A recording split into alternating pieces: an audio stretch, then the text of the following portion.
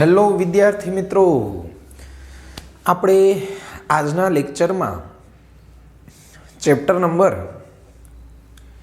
7 alternating current એનો revision કરશું. આ જે ચેપ્ટર છે એ વિદ્યુત શાસ્ત્રનો પાર્ટ 2 પણ ગણી શકાય, કારણ કે તમે શરૂઆતના જે ચેપ્ટર વિદ્યુતને લગતા ભણ્યા એ સ્થિત વિદ્યુત શાસ્ત્ર પહેલું બીજું 2 ચેપ્ટર હતા. ત્યાર પછી પ્રવાહ વિદ્યુત એ સ્થાયી પ્રવાહ તરીકે ભણ્યા, એટલે કે જેને ડીસી પ્રવાહ તમે કહેતા હોય. આ ડીસી પ્રવાહ અને હવે જે ભણવાના છો એ પાર્ટ 2 એટલે કે એસી પ્રવાહ. તો આ બંને ચેપ્ટરનો પહેલાં ડિફરન્સ આપણે સમજીએ. બે જે ટોપિક છે કે ભાઈ એસી પ્રવાહ અને ડીસી પ્રવાહમાં શું ડિફરન્સ હોય. તો જ્યારે કોઈ ડીસી પ્રવાહની વાત કરવામાં આવે તો એ હંમેશા એનું મહત્તમ મૂલ્ય આપે. ફોર એક્ઝામ્પલ, કોઈ તમને એમ પ્રશ્ન આપે કે 12 એમ્પિયર ડીસી પ્રવાહ, તો એ 12 એમ્પિયર છે એનું પીક મૂલ્ય કહી શકાય. એમાં સમયની સાથે કોઈ વેરિએશન આવતું નથી. જ્યારે તમને એસી પ્રવાહ હોય તો એસી પ્રવાહનું ચોક્કસ સૂત્ર હોય. ફોર એક્ઝામ્પલ, કોઈ મૂલ્ય હોય મહત્તમ, એની સાથે કોઈ વિધેય હોય sin ωt પ્લસ ફાઈ, અને જો પ્રારંભિક કળા ફાઈ આપણે શૂન્ય માની લઈએ તો સમીકરણ બનશે I0 sin ωt. હવે આપણો પ્રશ્ન એ છે કે આ સાઇન વિધેય મુજબ બદલાય છે, એટલે કે આ જે છે એ સમયની સાથે આ રીતે બદલાશે. 0 થી સ્ટાર્ટ થશે, કારણ કે સાઇન હોય તો 0 થી અને કોસ હોય તો મહત્તમથી ચાલુ થાય. તો આ રીતે એક તરંગ સ્વરૂપમાં તમને પ્રવાહ કે વોલ્ટેજ મળશે. હું અત્યારે વોલ્ટેજની વાત કરું તો અહીંયા V ઇઝ ઇક્વલ ટુ સમીકરણ બને Vm sin ωt. પછી આમાંથી I બનાવવું હોય તો I is equal to V/R, એટલે Vm અપન R sin ωt થાય. હવે આપણો પ્રશ્ન અહીંયાથી સ્ટાર્ટ થાય છે ભાઈ, કે ભાઈ આ જે છે મૂલ્ય એને તમે મહત્તમ મૂલ્ય કહેતા હોય. આ મહત્તમ મૂલ્ય જે છે એને આપણે Vm કહેશું. જો આ જ રીતે વોલ્ટેજ ડીસીના સ્વરૂપમાં હોય તો એ ખાલી V મેક્સિમમ જ મળે ભાઈ, એની સાથે કોઈ વિધેય ન હોય. એટલે કે સમયની સાથે આ જે મૂલ્ય છે એ અચળ રહે, એટલે કે આ ડીસી છે, ડીસી વોલ્ટેજ, આ ડીસી મૂલ્ય. ત્યાર પછી તો હવે આ જે મૂલ્ય છે સમયની સાથે સતત બદલાય છે ભાઈ, તો પછી આનું માપન કઈ રીતે કરી શકાય? તો તમારો જવાબ હશે કે વોલ્ટમીટર. પણ આની આવૃત્તિ હું તમને કહું તો આ 1 સેકન્ડમાં આપણે ભારતમાં, ઇન્ડિયામાં 50 હર્ટ્ઝની આવૃત્તિ સાથે દોલન કરે છે. એટલે કે આની આવૃત્તિ 50 હર્ટ્ઝ છે. ડીસી હોય તો એની આવૃત્તિ 0 હોય, આ ડીસી માટે આવૃત્તિ 0 હોય. આ ખાસ યાદ રાખજો, ડીસીની આવૃત્તિ 0 હોય. પણ આ એસી તરંગ છે તો એ 1 સેકન્ડમાં 50 સાયકલ પૂરી કરી લે છે. અને 1 સાયકલમાં એના વોલ્ટેજ કે પ્રવાહનું 2 વખત મહત્તમ મૂલ્ય અને 2 વખત શૂન્ય મળે. એટલે 1 સાયકલમાં, 1 આવર્તમાં 2 વખત મેક્સિમમ મૂલ્ય મળે અને 2 વખત શૂન્ય મૂલ્ય થાય. તો વિચારો જોઈએ કે ભાઈ આપણા ભારતમાં 50 હર્ટ્ઝની આવૃત્તિવાળો સપ્લાય હોય તો એમાં 1 સેકન્ડમાં 100 વખત મહત્તમ થશે. એટલે 50 હર્ટ્ઝની આવૃત્તિ હોય તો 1 સેકન્ડમાં 100 વખત મેક્સિમમ થશે પ્રતિ સેકન્ડ. તો તમને MCQમાં એવું પૂછવામાં આવે કે જ્યારે સપ્લાયની આવૃત્તિ 60 હર્ટ્ઝ હોય તો 1 સેકન્ડમાં કેટલી વખત મહત્તમ થશે? આવા MCQ હોય છે. તો 60 ગુણ્યા 2, ભાઈ 1 સેકન્ડમાં 2 વખત, તો 60 કેટલા? તો 120 જવાબ આવે. 120 વખત મહત્તમ બનશે, પછી એ ધન મહત્તમ હોઈ શકે અને ઋણ મહત્તમ હોઈ શકે.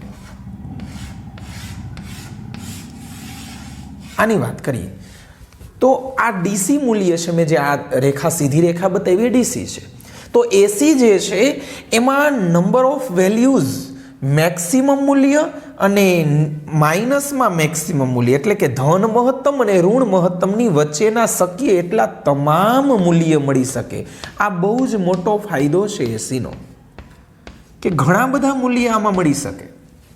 આની વચ્ચે સતત સમયની સાથે દોલન થતું હશે, એટલે મૂલ્ય સતત બદલાતા જશે. એટલે આ જે છે એ સાદા વોલ્ટમીટર કે સાદા એ મીટરથી માપી શકાતું નથી. તો હવે એના માટે એક નવી ટેકનિક વિકસાવવી પડશે કે ભાઈ આપણે સરેરાશ વિચારીએ તો સરેરાશ કઈ રીતે મળે. તો આટલું લેખા પછી આપણે હવે એક બીજી વાત કરીએ કે ભાઈ આ જે છે મૂલ્ય, એનું સરેરાશ ફાઇન્ડ આઉટ કરવું હોય તો સરેરાશ મૂલ્ય તો આપણને સાદું સૂત્ર છે કે ભાઈ સરેરાશ કોઈ વસ્તુનું મેળવવું હોય તો સરેરાશ ફોર એક્ઝામ્પલ વીનું મેળવવું છે. તો આપણે શું કરીએ જનરલી કે ભાઈ ઉપર બધા વોલ્ટેજનો સરવાળો કરીએ, પણ અહીંયા સરવાળો ગણી શકાતું એવું હોય તો સરવાળો કરી શકાય.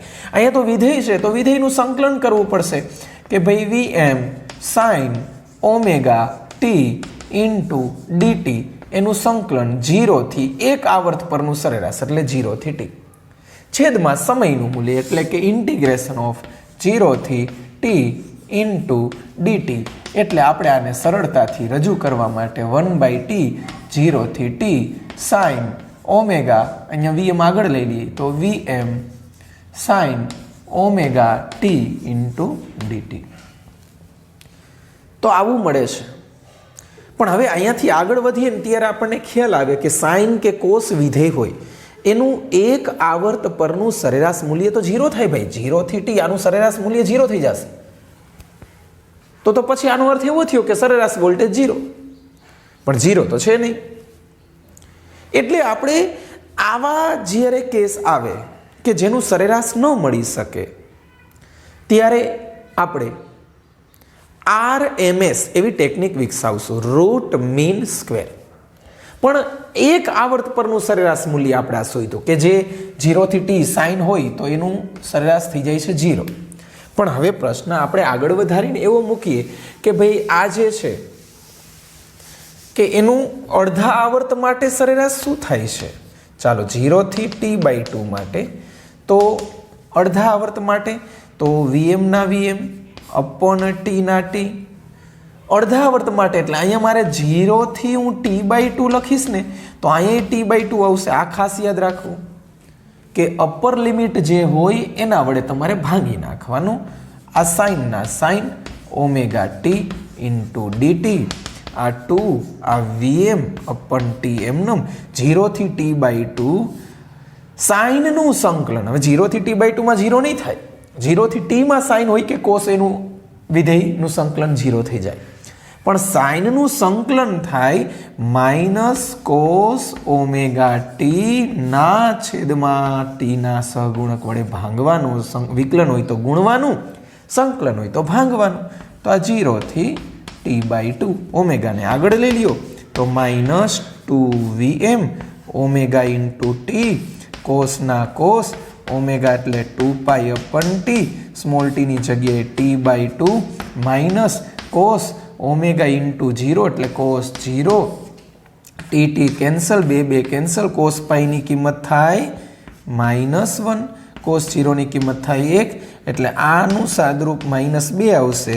-2Vm ઓમેગાની જગ્યાએ 2π અપન ટી, અહીંયા ટી એમનમ, ટી કેન્સલ, બે કેન્સલ, આ બે આગળ આવી જશે, માઇનસ પ્લસ, એટલે આનું આન્સર આવે 2Vm અપન પાઈ. તો યાદ રાખવું કે અડધા આવર્ત પરનું સરેરાશ મૂલ્ય 2Vm અપન પાઈ થાય છે. આ રીતે એક આવર્ત પરનું સરેરાશ મૂલ્ય 0 થાય છે અડધા આવર્ત પરનું સરેરાશ મૂલ્ય 2Vm/π થાય. તો આ હતું આવર્તનું સરેરાશ, એટલે કે કોઈ વિધેય હોય એનું સરેરાશ મૂલ્ય કઈ રીતે આપણને મળે એની મેં ચર્ચા કરી. ત્યાર પછી હવે આવે છે RMS, રૂટ મીન સ્ક્વેર, એની મેથડ આપણે ભણશું.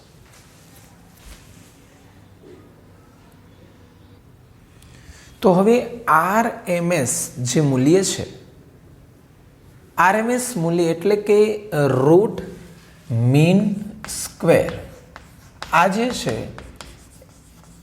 એમાં આપણે આ રીતે કંઈક ભણીએ કે ભાઈ હવે સાદું વોલ્ટમીટર કે એમીટર એસી પ્રવાહનું માપન નથી કરતું, તો એના માટે એસી વોલ્ટેજ કે એસી પ્રવાહનું RMS મૂલ્ય લેવું પડે.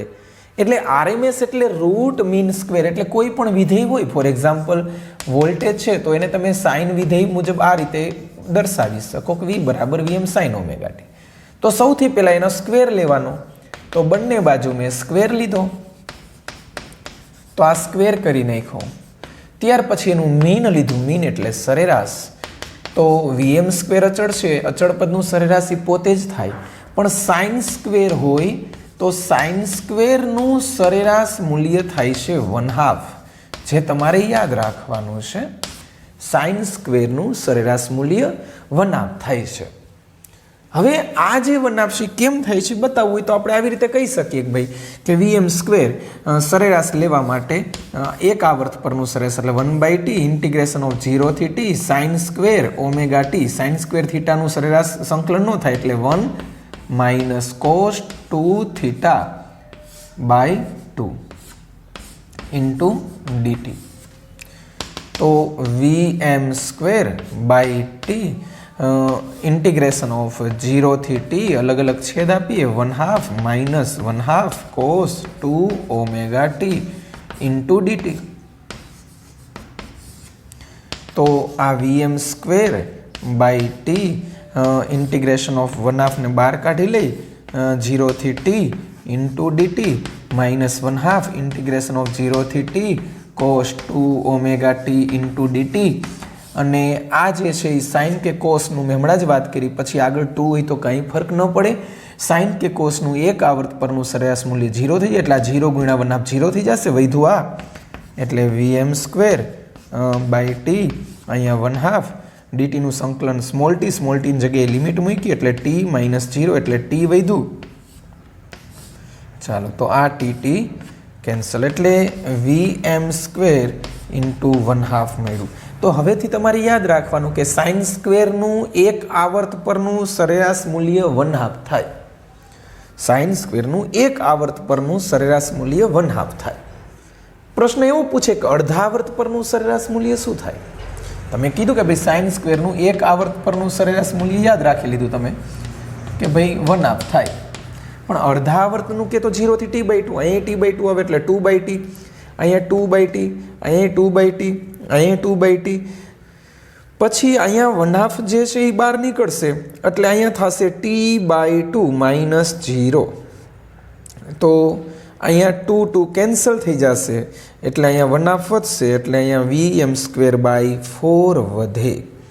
ગણતરી કરી જ લઈ બાજુમાં કે ભાઈ અહીંયા 2 Vm સ્ક્વેર અહીંયા બાય t વધશે, અહીંયા વધ્યું તો 1/2 ડીટીનું 0 થી t/2 એટલે t/2 માઇનસ 0 થશે એટલે આ tt કેન્સલ, આ 1 2 કેન્સલ એટલે Vm સ્ક્વેર બાય 2, તો Vm સ્ક્વેર બાય 2 જ વધે. તો યાદ રાખજો કે ભાઈ સાઇન સ્ક્વેરનું એક આવર્ત પરનું સરેરાશ મૂલ્ય 1/2 થાય છે, અડધા આવર્ત પરના સરેરાશ મૂલ્ય 1/2 જ થાય છે. આ યાદ રાખજો MCQ માટે. બાકી આપણે તો એક આવર્ત પરનું જનરલી સરેરાશ હોય છે, તો આ 1/2. તો આ રીતે આપણે ગણતરી કરીએ કે ભાઈ હવે Vm સ્ક્વેર બાય 1/2 એટલે કે આ આખી ગણતરી હું હટાવીને હવે સીધી જ અહીંયા કિંમત મુકાવી દઉં તમને કે ભાઈ Vm સ્ક્વેર આનું સરેરાશ થઈ ગયું 1/2. ચાલો, કઈ રીતે આવ્યું મેં તમને સમજાવ્યું. હવે આ સરેરાશ લેવાઈ જાય પછી સ્ક્વેર થઈ ગયો, મીન થઈ ગયો, હવે આવે છે રૂટ, ત્રીજું સ્ટેપ.